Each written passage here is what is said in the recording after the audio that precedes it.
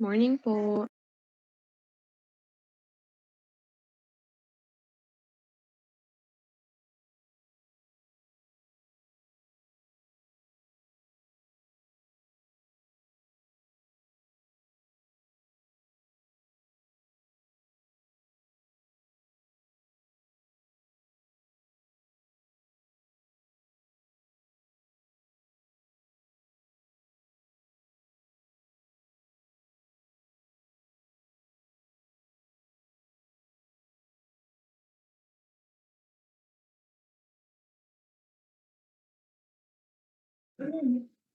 Huwag natin tambayan ako. Daanan lang. Tapos ka lang nun, bro. Good morning, everyone. Good morning. Good morning, everyone. And Rita, Rita. Good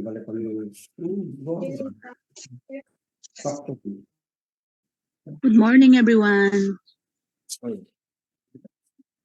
Good morning. Mga kapecha, ano? Good morning, Awi and Jem. Dito pa si Bruce.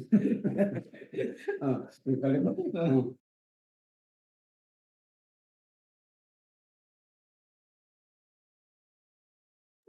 We will just wait a while until more people show.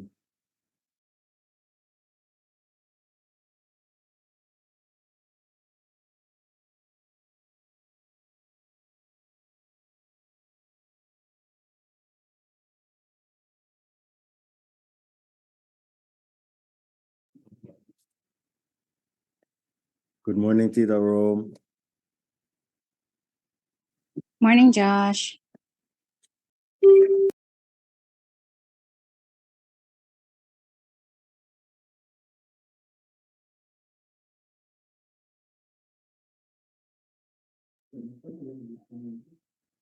Hope you all had a good Sunday and Monday.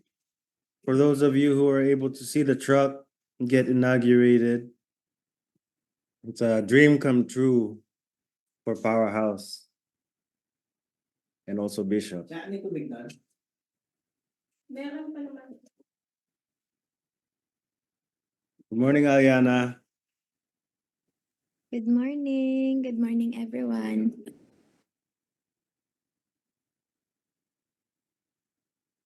Thanks again for the rice.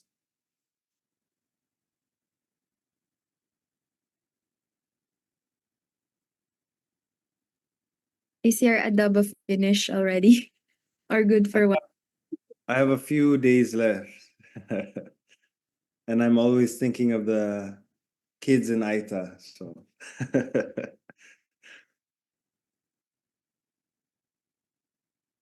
morning, Mom. Hello. Hi, Josh. Good morning. Good morning, Yana. Good morning, everyone. Good morning, Auntie.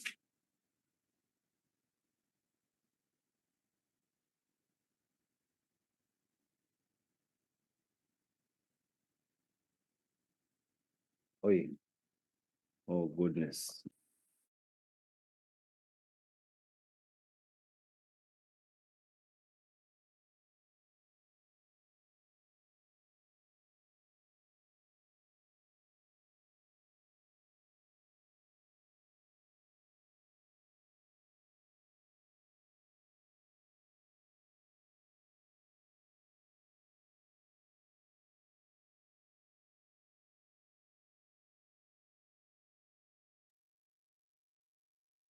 Usher team Anna, good morning. I am Marshall Joshua. That's our superhero name. You have your superhero.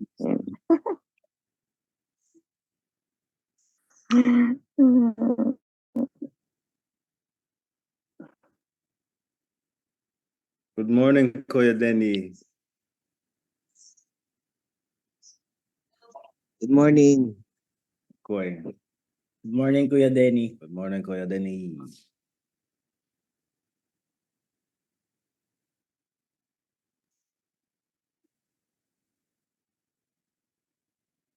Wow.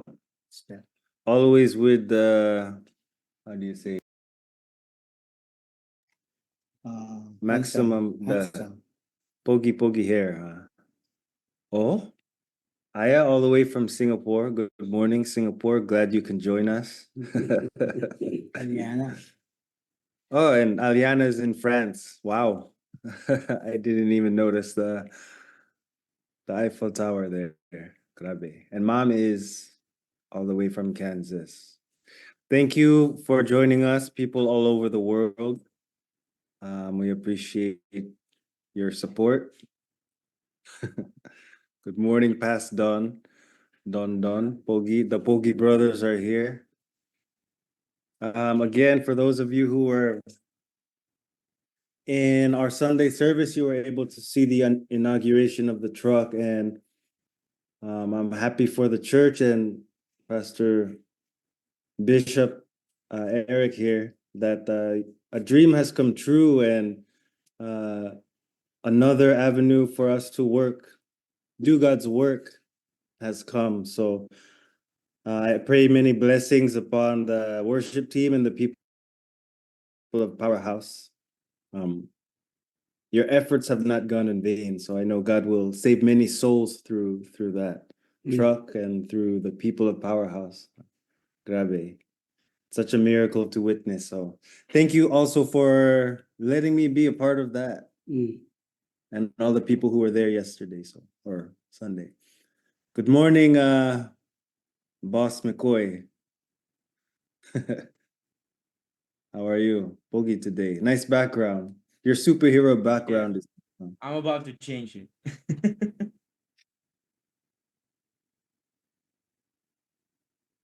Oh, Tita Sonia, good morning. Morning.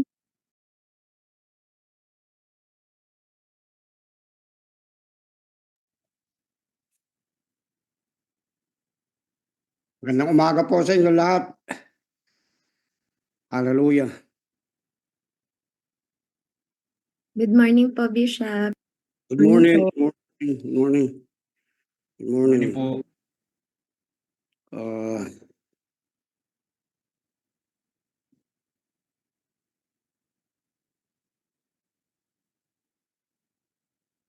Okay, gusto ko pong magpasalamat sa inyo lahat sa patuloy na pagtangkilik po ninyo at pagsuporta ninyo sa ginagawa ng Panginoon. And alam ko po at alam nyo rin, nararamdaman ninyo sa inyong kalooban na maraming mga bagay ang inumpisan ng Panginoon sa atin. At sabi nga ng Word of God, kung ano man yung mga bagay na inumpisan ni God sa bawat isa sa atin, lalo na sa corporate church, no? Tatapusin ng Panginoon yan. Okay. So, yung mga pinagdadaanan ng bawat isa sa atin, including yung church nga, Powerhouse, meron po talagang mga tinatawag na mga testings and trials, no?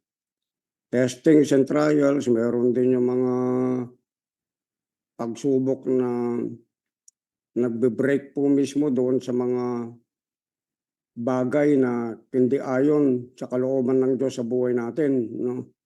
At kasama po dyan yung tinatawag na pagpapasensya at paghihintay sa Panginoon doon sa mga bagay na inaasam-asam natin na pangako ng Diyos sa atin. Ang magandang nga lang po, nasa kalooban tayo ng Diyos, no? Lahat kayo nasa kalooban ng Panginoon. Pag nagsaserve ka sa Panginoon, nasa kalooban ka ng Diyos. And alam ko na ang lahat ng mga bagay na yan, meron pong kahantungan yan. Okay? Yun po yung tinatawag na kalwalhatian ng Panginoon sa buhay ng bawat isa sa atin. Ano po ba? Okay, so pwede po kayong mag-share patungkol doon sa ano, no? Mag-pray muna tayo. Father God, we are thanking you right now and honoring you, Father, unto everything that you have set on our lives today. This day is another day. This day is a new day.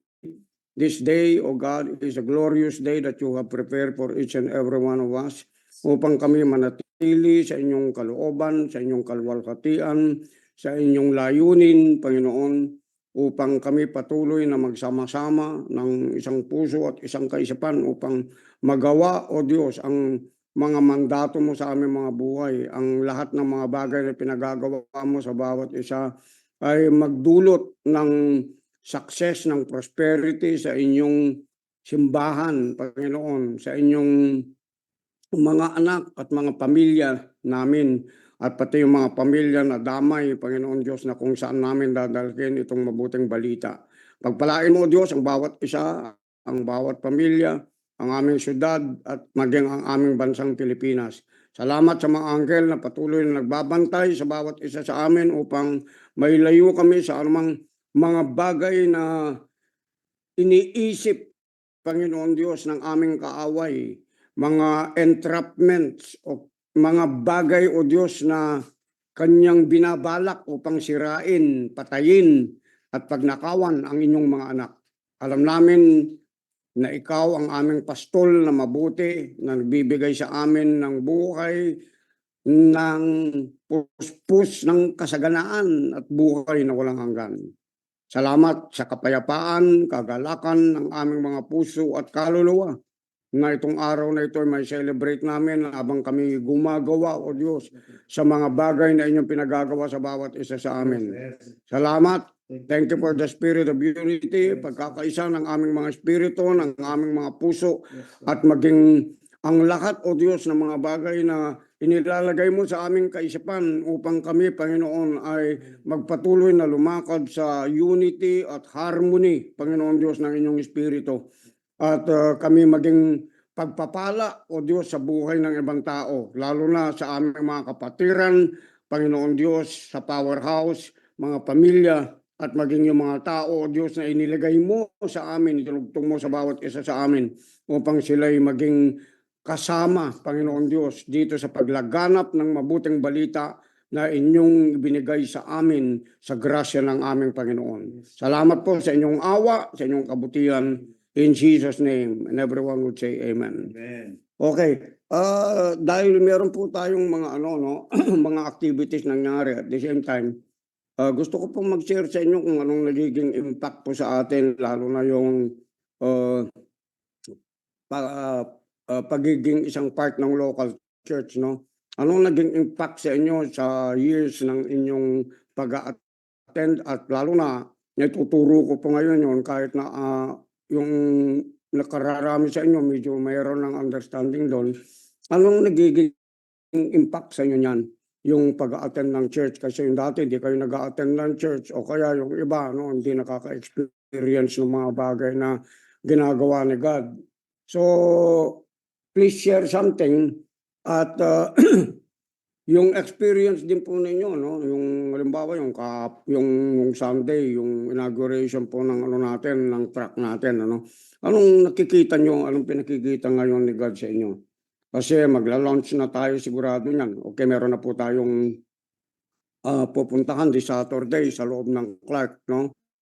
Kaya bago po matapos ito, after ng sharing natin, i-extend ko po sa inyo yun para ma-prepare po ang bawat isa, ma-prepare yung mga praise and worship team, ma-prepare po yung mga leaders, at ma-prepare yung mga taong gustong sumama para makita po ninyo kung talaga yung evangelism, makita talaga ninyo at may dagdag po sa inyo yung mga experience ninyo at mga encounter ninyo sa Panginoon. Okay, sino pong unang mag-share patungkol po doon sa experiencing the importance of a local church? Ayan. Sinong una?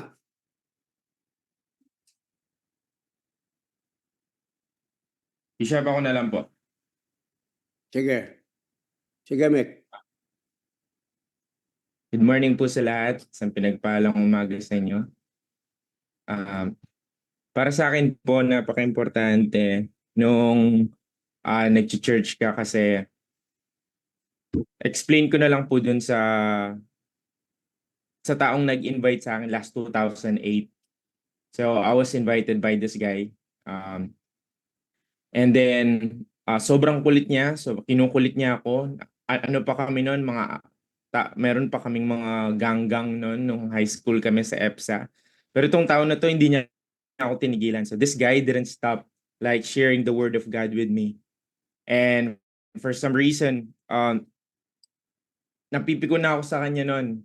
Pero fast forward, after 15 to 18 years, or I can say 15 years, biglang inimpress ni Lord na okay ka ngayon. Sabi niya, nandito ka sa kalooban ko, nag-a-attend ka sa church, pero naalala mo ba yung taong nag-share ng word sa'yo? Sure ka bang nasa church pa siya? Kasi alam ko po wala na siya sa church namin before. And then nakita ko nga, hinanap ko siya, siguro mga ilang weeks ko din siyang hinanap. And then nalaman ko yung Facebook niya, chinat ko siya. And then very timely kasi nung chinat ko po siya, nagpapakamatay na pala siya. Nagpapakamatay na siya that day talaga. Buti na lang nakita ko yung Facebook niya. And then nag-deactivate na rin siya ng Facebook niya right after ko siyang right after kami nag-connect. And then ngayon, nagse-cell group na siya, praise God, nag-attend na siya ng Synergy, nag-attend na siya ng church, ng Sunday. Pero isa sa mga malaking pasasalamat niya, sabi niya ganyan, dati ako nangungulit sa'yo, sabi niya, ako nangungulit sa'yo mag-attend ka sa church, ako nangulit sa'yo, pero grabe bro, sabi niya, thank you kasi kinulit mo ko, sabi niya, na mag-attend, bumalik kay Lord. At ngayon, kasama rin po siya sa October 19 para magano sa Marshall. Praise God kasi yung pinaka nakita ko doon, kung walang word, kung walang instruction, kung hindi mo narinig sa church, sa local church, sa mga leaders yung word na yon, maybe, sabi niya, nag-suicide na ako, sabi niya. Kaya praise God kasi may mga taong nagre-reach out. Kaya hindi ka mawawala ng ganang mag-reach out sa mga tao, lalo na sa mga remnants, sa mga hindi pa nakakakilala kay Lord kasi yung kalagayan nila. So, sobrang importante po para sa akin, Bishop, yung connected ka. Number one is you need to be connected no matter what happened. Kailangan talaga connected ka. Madapa ka, nakatayo ka, may nagawa kang kasalanan, wala kang nagawang kasalanan. Dapat connected ka. And one thing is for sure, si David po nung ni-research ko siya, kaya siya naging man, ano kasi sorry, a man after God's own heart. Hindi dahil sobrang perfect niya, pero naging a man after God's own heart siya kasi right after niya magkamali, he run to God. He's not running from God, he's running to God. Kasi alam niya na walang makakapagpabago sa kanya kundi si Lord. And that's the same time, it's just the same with us. Kapag nagkaroon tayo ng pagkakamali, personally ako, pag nagkaroon ng pagkakamali, there's no way but to God. So kailangan connected ka. Amen. Ito mo po, Bishop. Okay, palakpakan po natin kasi ang ganda ng testimony na yung pong pinag-aaralan natin sa Bible patungkol dun sa mga yung church nga, the early church, kung titignan po talaga natin, we cannot go further than that, kasi andun lahat yung birthing ng lahat ng mga bagay patungkol sa relationship, sa fellowship, sa supernatural act of God, di ba? At yung tinatawag na impartation of the giftings of God, the supernatural giftings of God was there. It started there. And it's a church. It's really a building up of Christ in the church through the apostles and prophets. Kaya ito po, yung mga tao na hindi nakaka-experience doon o kaya they don't go further than that, it's just because they are not really committed to a local church. Kaya ito po, binibigyan po ng emphasis ng Panginoon na kung gaano ka-importante yung nasimulan na parang isang tradisyon yan, dapat may pagpatuloy na magpatuloy at the same time, hindi lang yon kundi lalo pang kumapal yung mga bagay na itinuro ng Panginoon mismo sa Biblia because greater of those things shall we do because Jesus has already gone unto the Father. Amen po ba? So, salamat sa testimony mong yun, napaka-powerful, na hindi mo makakalimutan yung mga taong nag-share sa iyo ng mabuting balita. Amen ba? Okay, so sino po next? Ayan, share po ninyo. Okay, ano yung importance, ano yung difference ng nag-attend ka sa church, nag-commit ka ngayon sa church, lumalalim ka ngayon kasi yung dati, hindi. Ano yung pinagkaiba nun? Kailangan ma-realize po ninyo kung ano yung power nun, ano yung importance nun, kung ano po yung difference nun. Sige po. Ako po, Bishop. Sige. Okay, Ah, Rob. So last week po I think that was Thursday, Hmm. in the most unexpected ways, inumpisahan po ni Auntie Rach by dun sa sharing of my testimony. And we received so many heartwarming messages from the people of the church. And I would like to take this opportunity to also express my gratitude in return. I can testify the importance of going to the church kasi I'm very much blessed to be surrounded by people who have been through so many hardships in life, people who made mistakes, people who stumbled, people who rose up to the occasion, and that's by the grace of God. And I can say that part of who I am and of who I am becoming right now is because of the people who were highlighted by God, who went through so many hardships in their life, that I'm now able to pick up lessons from those people and draw inspiration from the hardships that they've been through. So I thank the Lord for the lives of first my leaders. I always say that you paved the way for us and made things easier for us to understand. So without you, without our leaders, without your sacrifices, we will not be able to learn with substance and maturity. And to the people of the church, I also thank you for the love and support and the teachings, the memories, everything that we have shared, be it good or bad. I am a product of your testimonies that strengthened my faith with God. And everyone has their own ways to uplift and uphold the values that you can only learn from within the church. So I am a compiled contribution of everyone's story, and I thank God for that.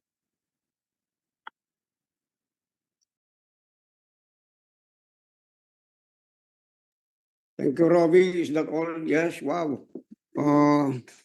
I'm seeing that God is really promoting you from the years of I would say the lostness or the dysfunctionalities of having no understanding or not having any understanding about your identity and about who you really are. That right now you really know who you are in Christ. And ngayon pa lang, ilang taon ka pa lang, pero the exploits that God has placed in your life and doing in your life, napakatindi na. Okay? Alam po ninyo, napakarami na born again. The problem is that they resisted going to church. They resisted instruction, they resisted correction, they resisted reproof. And alam po ninyo kung nasaan sila. They are on the sidelines. They are even in the middle of the road, not knowing what to do. Why? It's just because it's part of how God raises people or us His children. Yung mga anak niya, kung paano niya palalakihin yan. Kaya nga po, walang bastardo sa Diyos. Kapag talagang napanganak ka sa Espiritu ng Panginoon, you have to undergo the disciplines of God over your life. For what? Para maging isang mabuti kang anak ng Panginoon. Hindi lang yun. Okay? Kundi pati yung mga pamilya mo, may taguyod mo sa tamang alituntunin, sa tamang gawain, at the same time sa tamang ayos ng pamumuhay mismo. Okay, no one is perfect. Lahat tayo daraan doon, no? Merong imperfection sa atin, may katigasan ng ulo sa atin, merong mga bagay na mali na gagawa natin, okay? Pero God will make sure that if you are committed to a local church, you will surely grow. Amen? Amen, okay? Palakpakan natin ang Panginoon. Thank you, Jesus. Sino pa po? Share lang. Kaka-bless kayo. Hello po, Bishop. Ako po, mag-share po ako. Sige, sister. Okay. Good morning po sa inyong lahat. Ang napaka-importante po talaga yung nagsisimba tuwing linggo. Kasi po, bago po ako na connect sa Powerhouse, 2020, more on ano lang po ako, Bible study with Sister Rome. Pero nung nakuling na po ako, kasi may parang hinahanap po ako sa buhay ko na may kulang. Sabi ko, magsimba na nag-ano po sa akin ni si Lord na magsimba every Sunday. And then po, pagpasok ko pa lang po sa Powerhouse Church, yung nakita ko po, puti po siya, and then po, may, may butas po. And then po, sabi po niya sa akin, anak, pumasok ka, magtiwala ka po ako sa battle ko sa Mayoma at saka sis. Pagkatiwala mo lang sa akin, anak, ako ang bahala sa'yo. Magsimba ka lang tuwing linggo, sabi po niya. Yun po, nag-obey po ako sa sa pinapagawa sa akin ni Lord. Tapos bago po kami magsimba,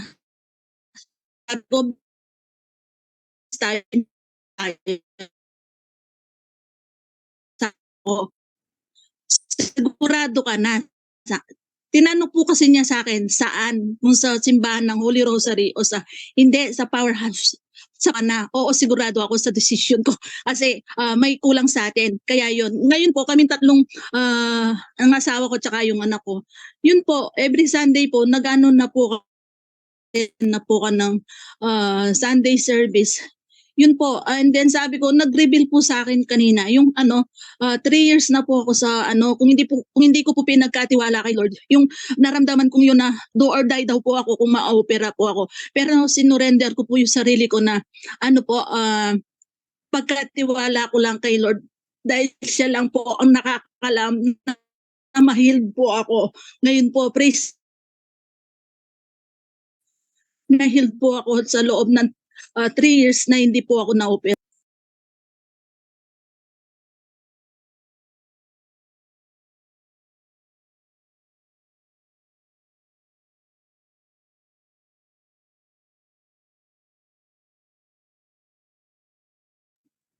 Okay na po ba, sis Elisa? Okay na? Okay, okay na daw. Okay. Maliwanag po ba yung boses namin? Yung boses ko maliwanag po ba? Dinig nyo lahat? Okay. Thank you very much. So, sige pa po, continue lang. Alam ko marami kayong mga gustong sabihin, mga experiences nyo. No? And it's really very important for you to be able to communicate. Amen. And interact with us.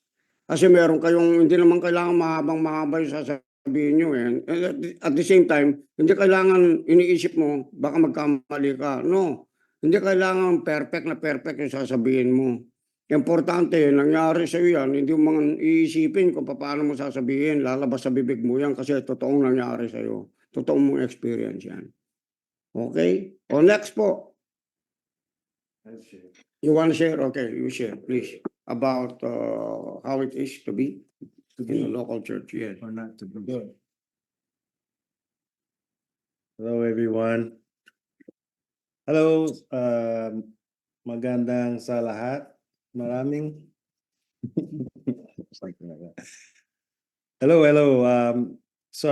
Yes, about being in a local church, I think I have not been in a local, rooted in a local church for a long time. Before I came to Powerhouse, we were jumping from church to church, and even as I was attending church, I was not interested or rooted. It was an obligation that sometimes I fulfilled. And church was always something that I would rather not participate in. See the difference. So with that mindset, it's hard to please God because his heart is with the church and the people in the church doing his work, the body of Christ. It is together we are working with each other to accomplish something. So being on your own, not rooted in any church or group with a direction, it will not help the body of Christ. So with that thinking, you know, I was aimless with my efforts in getting closer to God. I didn't have anyone telling me you shouldn't do this or this is not the way It should be done. it should be done when it comes to, Christ, being Christ-like. There's no spiritual guidance in that way. If there was spiritual guidance, it was with people who were also not attending church. You see, the problem is no one knows. It's, I think in the Bible, it says, the blind leading the blind, right? And something we always like to say is that, oh, God is not confined only in the church, right, in the building, of course. But it is where we can help each other. We can guide each other. And like, I forget who shared before. Oh, actually, Robbie, the Honorable Robbie. You said you're able to learn from other people's experiences, right? So in the church setting, we have so many testimonies and so many people who have struggled for God and lived their life for God that we can draw encouragement from that. I think that's one of the biggest reasons to be a part of a church body is because we're all the same in our struggle with sin, and we can draw encouragement from those who have overcome like all of you have, I'm looking here, have very specific testimonies you have shared, things you have gone through, from the worship team to even Bishop. So without a church, being planted in a church, you will be aimless, thinking you are gaining something with God, but really you are rebelling. So yun lang. And as a example, last Sunday, we were able to see the efforts of the church body of people working together for Christ. Something has manifested into a truck to win more souls. I could not do this alone, thinking, oh, I'm finding God on my own outside of church. Do you see how much more can be done when we work with the body, right? When the toes are working with the other toes to move in one direction, or the fingers in one direction. So as should be the body of Christ, we should all be moving forward together, and then something like Powerhouse Truck will be born, more souls, so that we can all move together with Christ. Diba? So that's what I would like to share. Being planted in this church has shown me direction, and I've been able to actually use my experiences to help guide others in a meaningful way, and also to be led by Bishop and the leaders here. Even the young people in FRP have been able to encourage me. So I thank all of you, and even my neighbors offering counsel and rice all the time. Salamat sa lahat. So that's all. The church family, the church body, thank you. Yun lang. Hallelujah. Wow. Thank you, Jesus. Thank you. Thank you. Okay, sino pa po? Baka yung mga nandyan sa abroad, makapag-share po kayo dito. Yan. Yung nakikita po ninyo kung anong impact sa inyo yung local church. Kasi pag sinabing church, family po yan, spiritual family.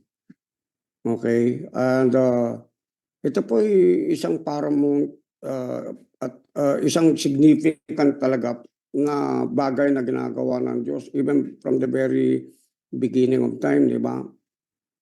Na nung panahon na yon natokso si Eva, di ba?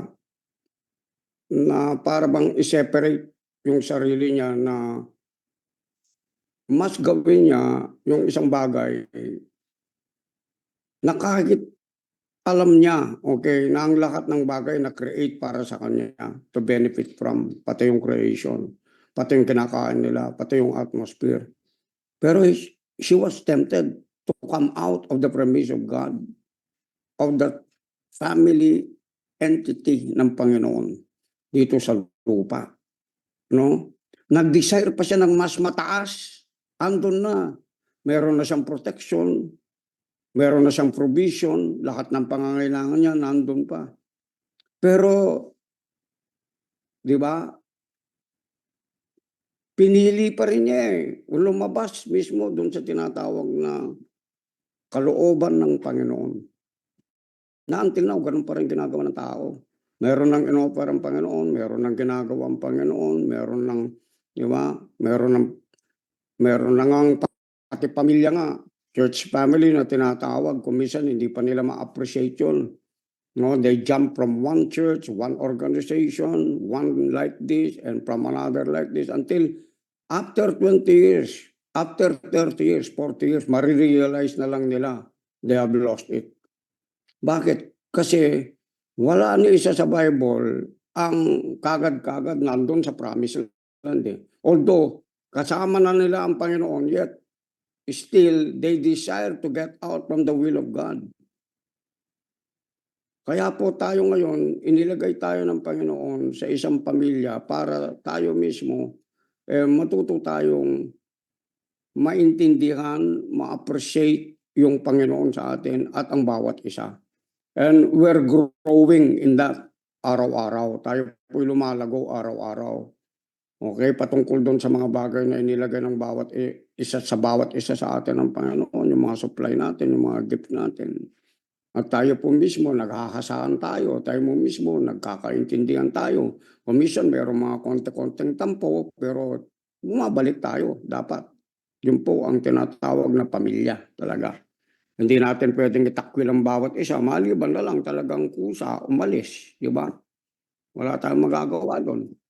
Amen? We just pray for them. Amen. Okay, so next po.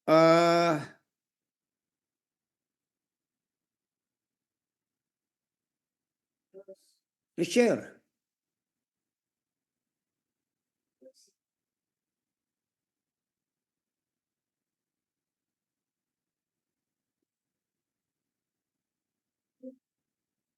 Opo, Bishop. Sige, Michael. Good morning, guys. One of the many things na hook, para akong na-hook sa church, no? Well, honestly, it's not really the building, no? Pero it's the people around. Just like what Robbie said, yung mga experiences, it gives me peace kasi minsan meron na lang mag-share na ganito yung sitwasyon niya and all. Tapos parang nai-ease up yung sitwasyon mo na, di pala ako nag-iisa sa sitwasyon na to. And hindi mo man tinatanong, you're not really asking na you need help kasi about this area or something's wrong with my life right now. Pero somehow, bigla merong mag-share na makaka-relate ka. And then, it gives you peace na hindi ka nag-iisa. And yun, parang nagkakaroon ka dun ng guide na, okay, so if this brother nakakayanin yung sitwasyon, then I'm on the right track kasi pareho lang kami at kung nakakayanan niya, makakayanan ko rin to. Yung mga ganun sitwasyon, personally, ganun talaga sa akin yung effect ng people, ng brothers and sisters. I see them na parang wala lang, pero pag nagkwento, ang bigat pala ng dinadala nila. Tapos naka-inspire yun for me to move forward. Yun na, no? Parang na-realize ko na lahat naman pala may pinagdadaanan. Hindi lang ako or hindi lang halata. So, yun, that's siguro yung peace na binibigay ng brothers and sisters, na yung peace na nakukuha ko. Yun yung na-surpass yung, kasi meron din mga tampuhan na nafe-feel ko rin yan na merong, eto, medyo may struggle dito. Natatabunan yun ng peace na nabibigay ng karamihan, ng majority. And yeah, I'm very thankful that I found Powerhouse. Actually, Powerhouse found me. Past Donnie found me. So, yeah, very, very thankful that I'm one with the body. And just like what Josh said with regards to the truck, I'm very happy na I was part of it. Seeing the truck last Sunday, yung binaba na yung black na cortina or yung cover. Tapos nag-play na yung band. Sabi ko, ito na yun, Lord. Ito na yun. Yung from vision to manifestation to nag-materialize na. And yes, eto na, tuloy na yung laban natin. Hindi na yung nasa church lang tayo, hindi na yung nag-iintay na lang, nag-invite lang tayo kasi tayo mismo pwede na natin puntahan yung mga lugar na na kailangan puntahan. And yeah, I'm very thankful to be part of this family. Not just a church, but it's a family. God bless you all, brothers and sisters. Thanks. Hallelujah. Praise God sa buhay mo. Amen. Michael. Okay. Sino pa po?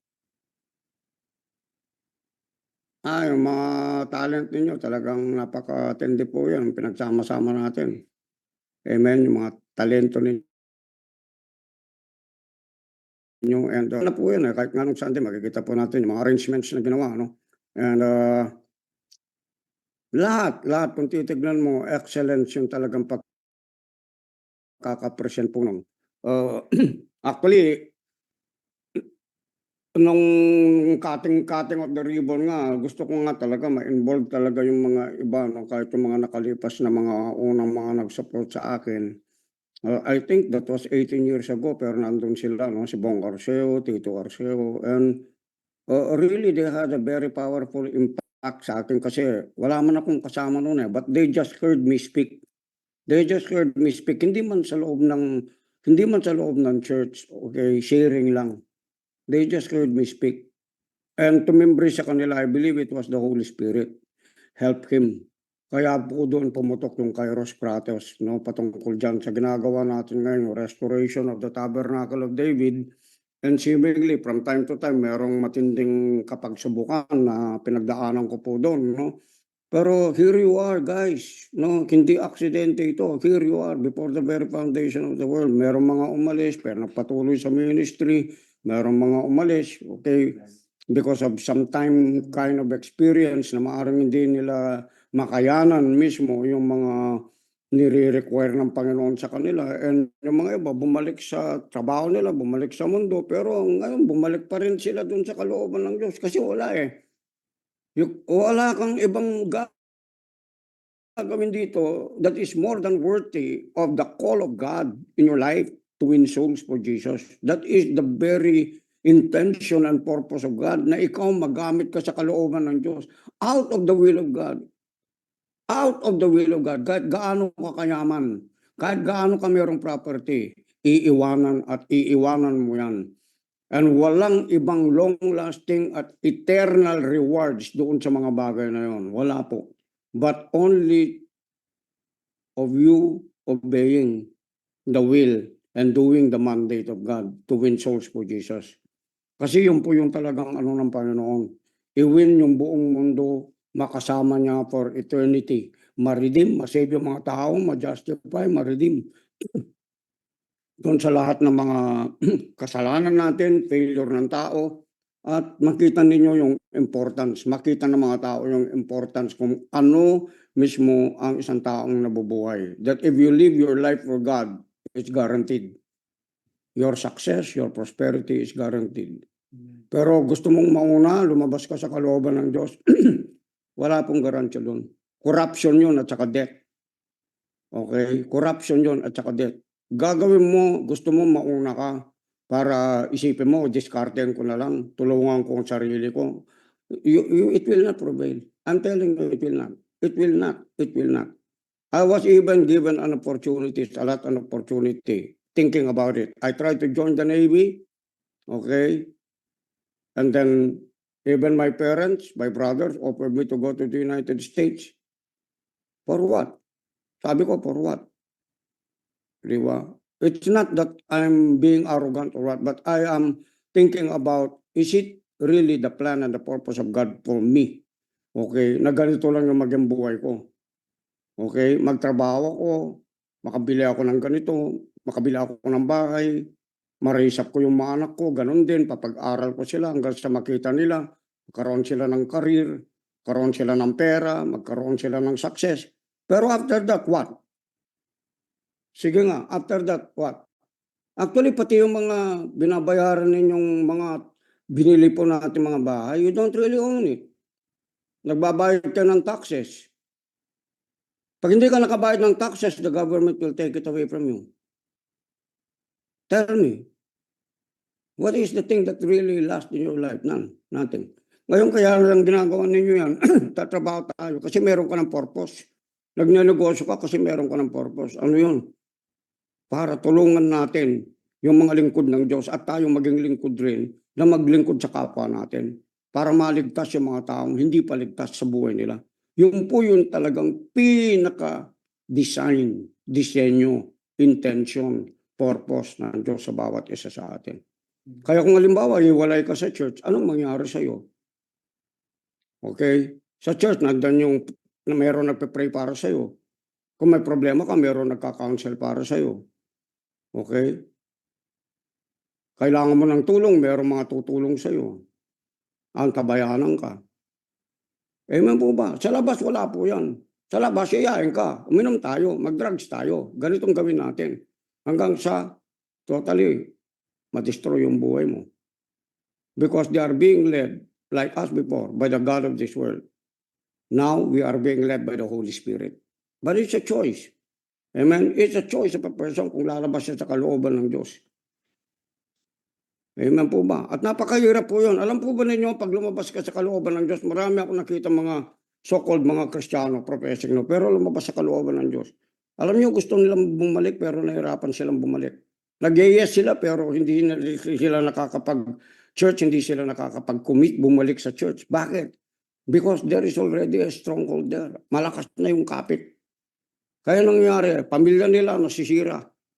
Mga anak nila nasisira. Walang future, walang pinupuntahan. Paikot-ikot lang sila. Bakit? Because they choose to do so.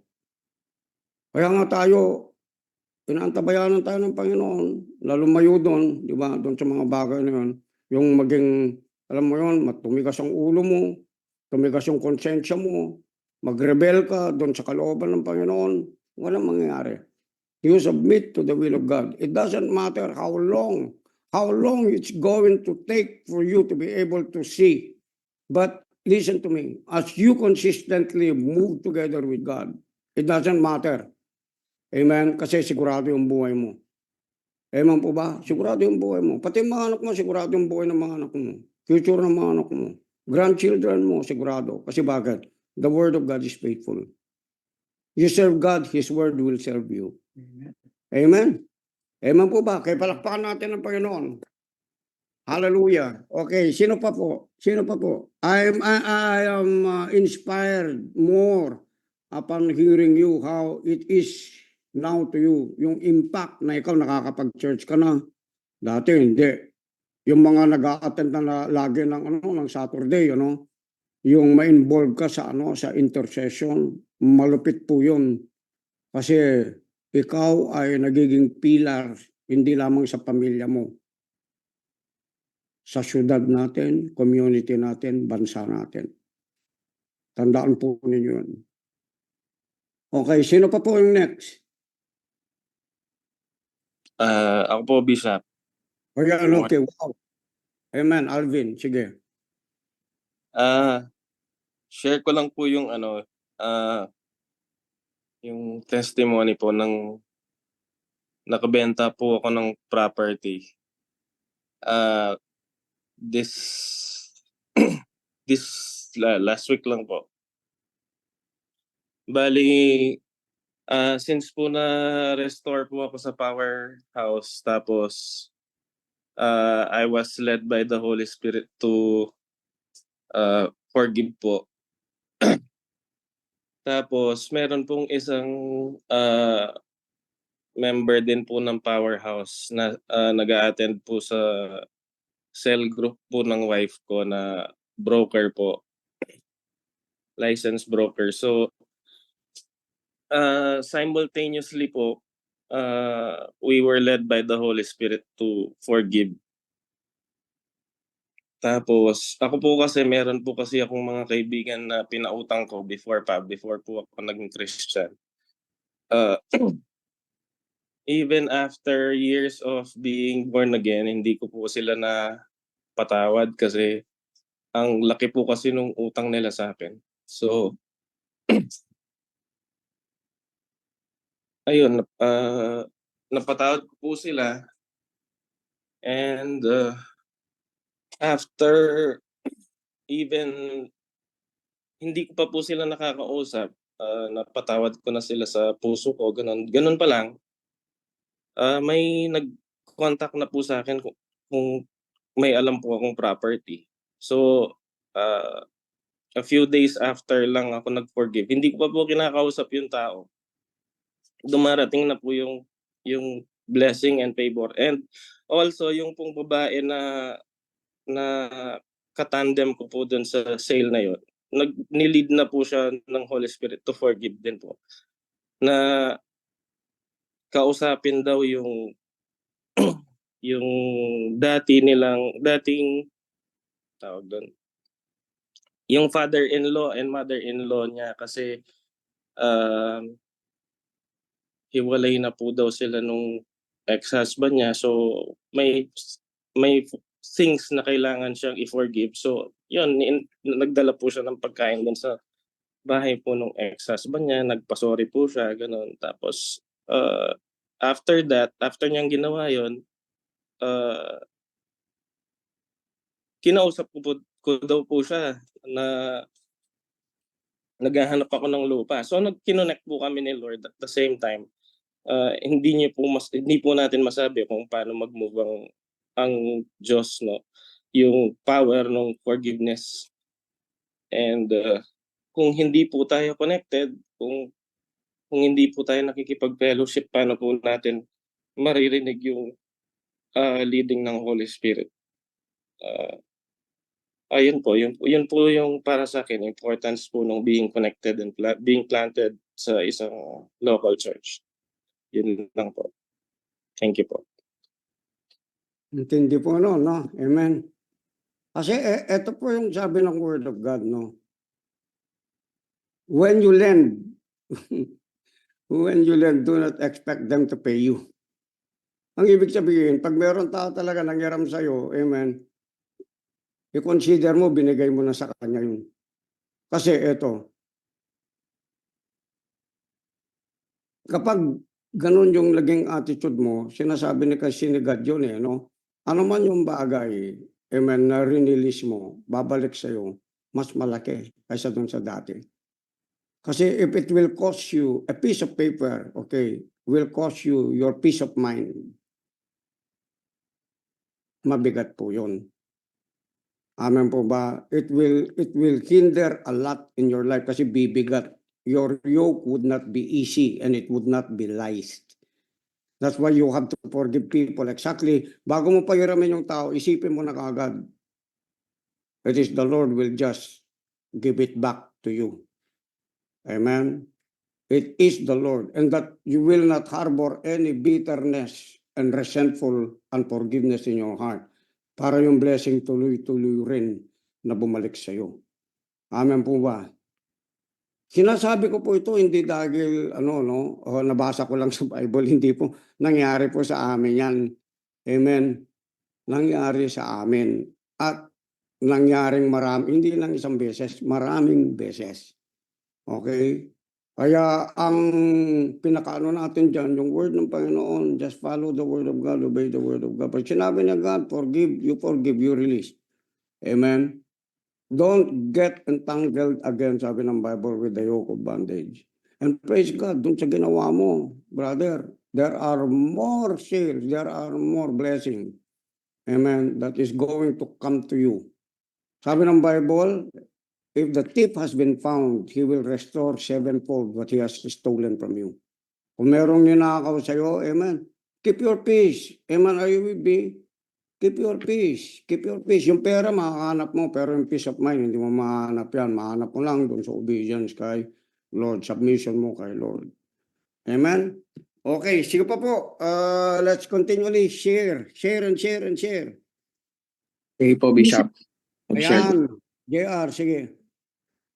Good morning po, everyone. Hmm. So, po, mag-share po lang po kung gaano po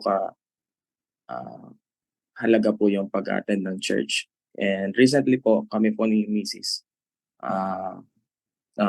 Medyo na-disconnect kami. Pero during those period po na buntis si Mrs. hanggang sa panganak niya, we made sure na nakaka-attend pa rin kami sa mga services, like sa mga nanonood po kami ng live, ganyan, tapos nag-fellowship din po kaming dalawa. Pero yung doon po sa word na parang sa Psalm 1 verse 3, like parang we are like trees na connected sa stream and our leaf shall not wither. Ganun po kasi yung church eh. Kasi kapag connected po tayo sa church, connected po tayo sa people of God, sa mga children of God, doon po tayo magpa-prosper in a sense na yung prosperity po, hindi lang siya form ng financial but spiritual. Kasi talagang mag-flow po talaga yung doon ka marirenew, doon ka marirefresh. Kasi yes, nag-attend po kami ng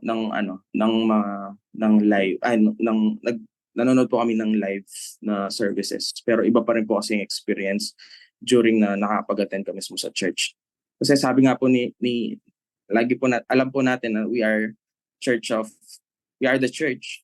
Tapos sinabi nga ni Pastor Dindo, there are times kasi yung ibang mga tao sinasabi nila, alam ko na yung Bible.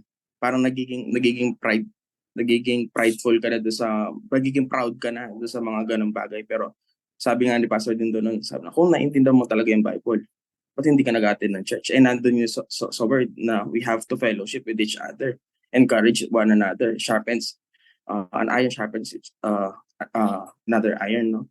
So, yun yung ko na, yes, kailangan talaga siya. And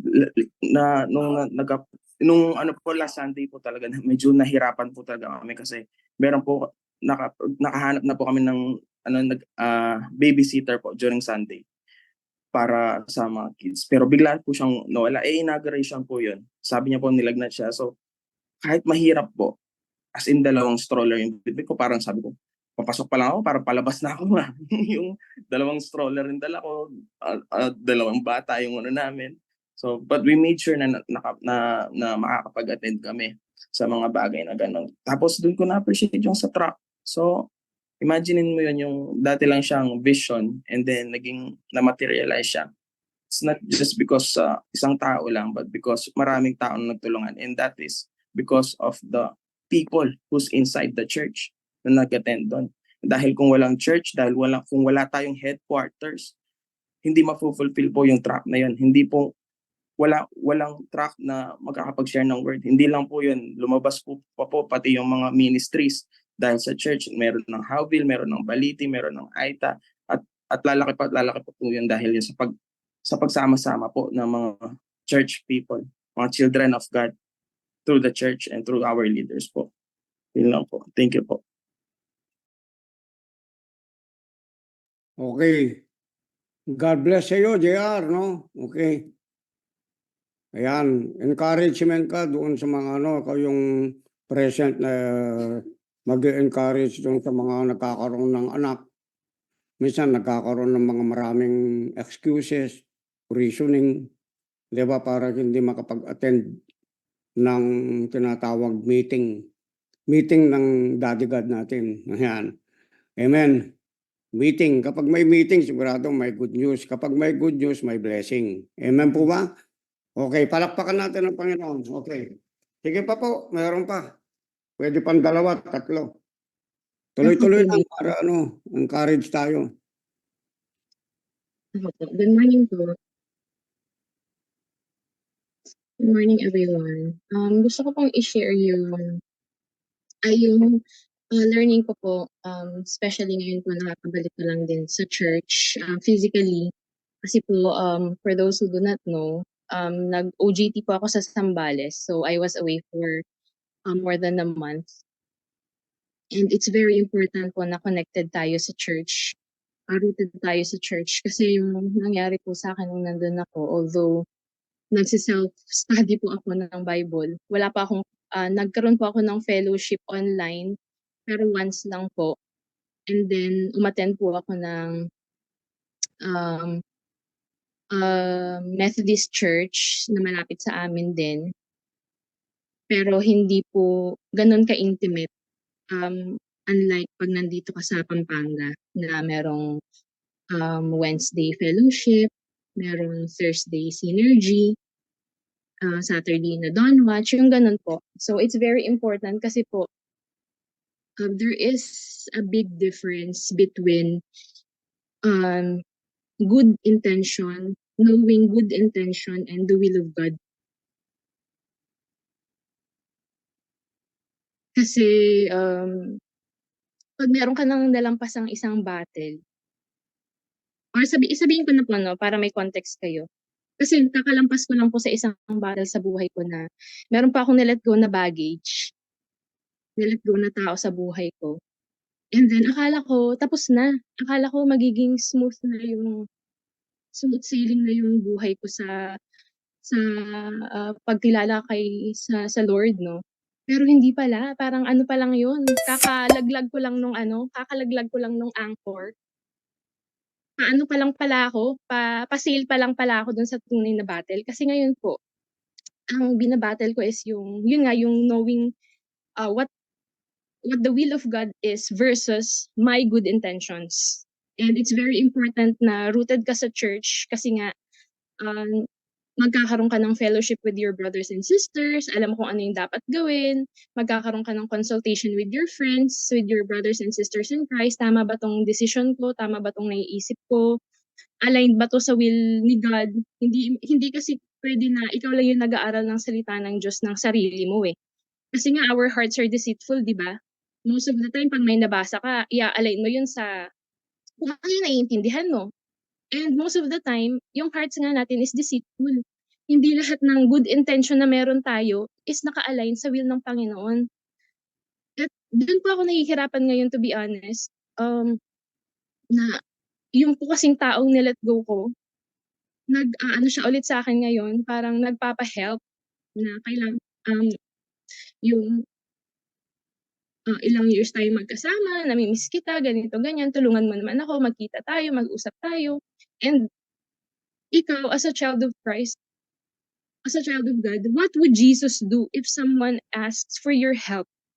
What would Jesus do if someone needs your companion, your attention? Doon po ako nalilito. So more than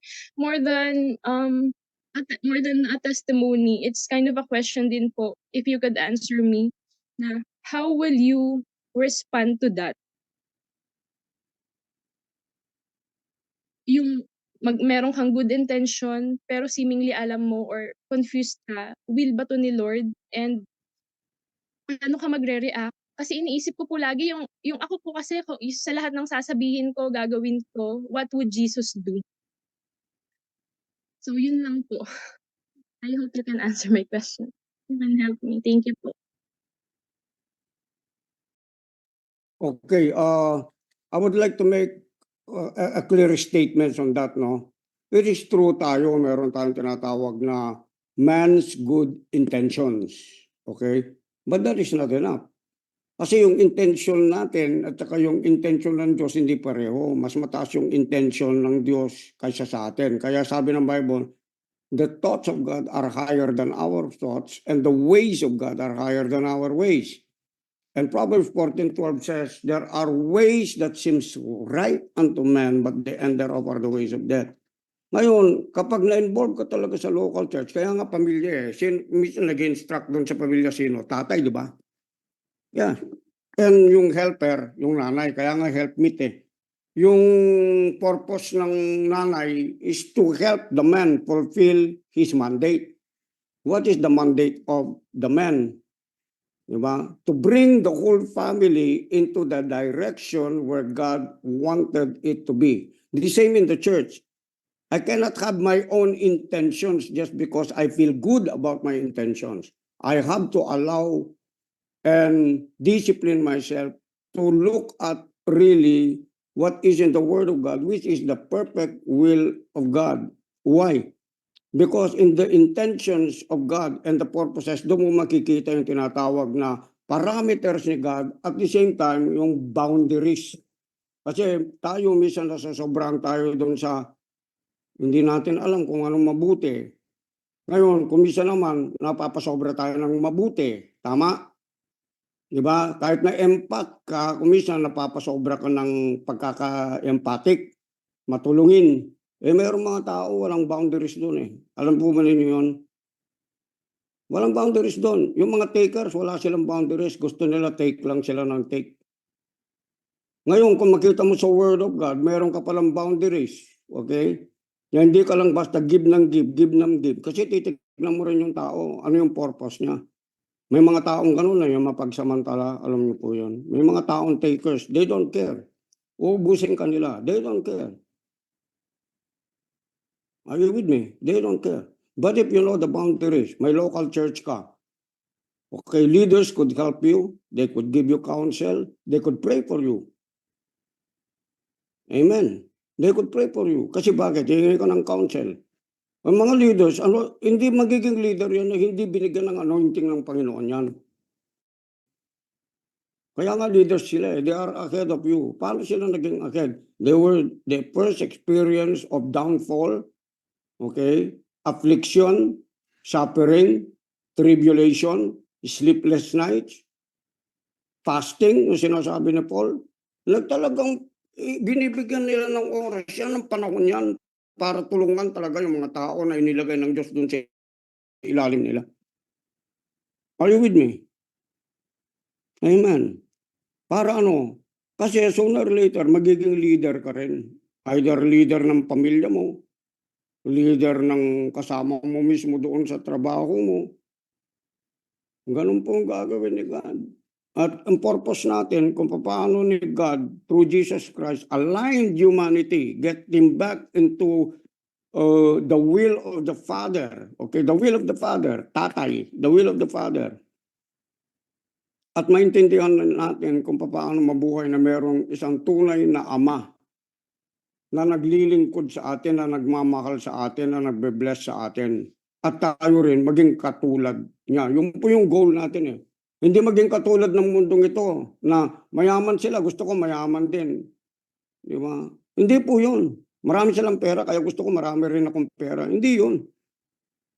There are people who are in the world who has plenty of money, yet they are operating, they still have the spirit of greed. Okay, love for money. They're not serving God, they're serving mammon. That's not success. That is not what life is all about. No, it's not. I'm telling you, no, it's not. Okay? Kaya nga ito, i-simplify po natin yung buhay natin. Kaya nga ang Bible, sinimplify niya. May kakainin ka, may tirahan ka. Sa oras na yon, sabi ng Panginoon, sufficient unto the day is evil thereof. Meron ka ng sobra-sobra, meron ka ng kinain, meron ng kinain yung pamilya mo, meron ng blessing yung pamilya mo. Hello? Tapos, nag-aasam ka pa, lipat doon. That's evil, kademonyoan yun. Sinasabi ng demonyo, hindi sapat ang Diyos. Like Eve, sambahin mo ako. Gagawin kitang ganito. Gagawin kitang ganyan. The devil is a deceiver. Don't be deceived.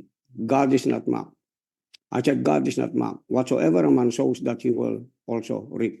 Makontento ka. Ako kontento ko. Anong nga Sunday nga, di ba? Supposed to be, ako yung isa ko sa foundation ginamit niya ganyan. Cutting of the ribbon, supposed to be ako. Hindi ko magkinuha yung, ikaw mag-cut ng ribbon. Acknowledgement.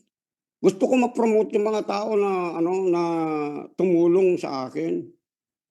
It doesn't matter who cuts the ribbon. It doesn't matter who sang. It doesn't matter if I preach or not preach. It doesn't matter. It doesn't matter to me. My will is to do the will of the Father, that greater of these things shall ye do. Sabi ni Jesus. Amen po ba? Hindi po tayo nagpapataasan, nagpapatindihan, nagko-comparean sa teaching ng bawat isa. Hindi po. Tandaan po natin, mas magaling mag-preach si ganito, mas magaling magturo si ganito, mas magaling mag-prophesy si ganito. Hindi po yun. It's not about that. It's about Jesus. It's about the will of the Father being done on the earth. Lahat tayo partaker po noon. Amen. That is always my intention why I want you to be taught by the Word of God so that you could go out.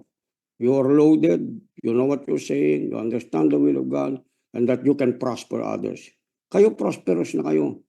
Yan yung identity ninyo, yan yung inheritance nyo kay God at inheritance ninyo kay Christ Jesus. Amen. The more we do that, amen, the more we humble ourselves, God is going to be gracious unto us and exalt us. Promotion will always come from the Lord, not from yourselves.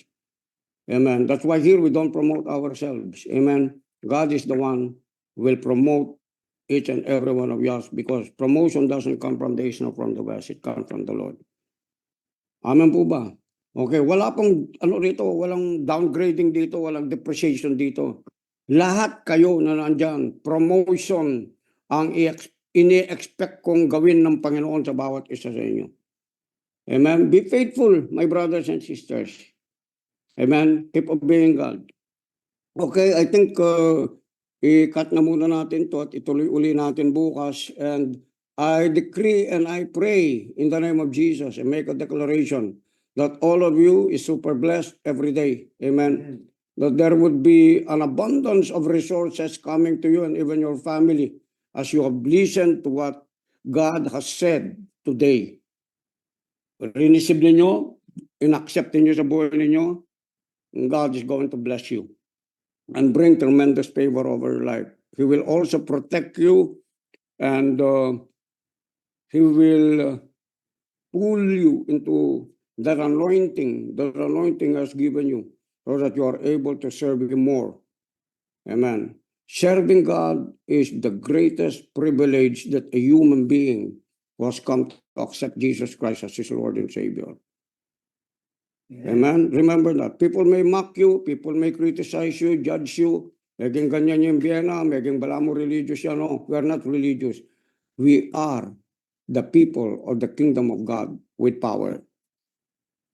Amen. Tandaan nyo yun. You are a powerhouse of God because God, the Father, Son, and the Holy Spirit is in us. There is no any greater, stronger, more powerful than that. Amen. Okay, God bless you. Amen. See you again tomorrow. Amen. And thank you, Bishop. Thank you po. Everyone. Amen.